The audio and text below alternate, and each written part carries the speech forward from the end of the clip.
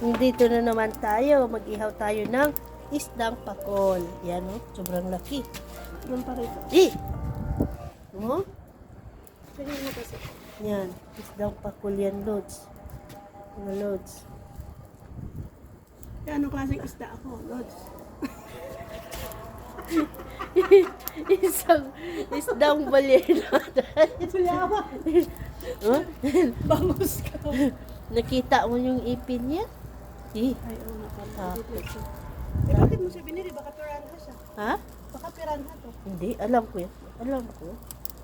Kilala ko ang mga lahat ng isda sa dagat. Kasi Taga-dagat. taong dagat ako eh. Sinugong ako. Sinugong ako kaya alam. Guys, anong isda ako? Kaya alam ko lahat ng isda sa dagat. Sa amin, Kasi ako si Dugong. Yan mga loads, di ba? Hi, Lods. Isang piraso lang yan, hindi nagkasya sa ihawan namin. Meron pa doon isa, oh. O, di ba? Oh. Nang BFF yung mga loads. O, tingnan nyo. Pangit. Umalis na.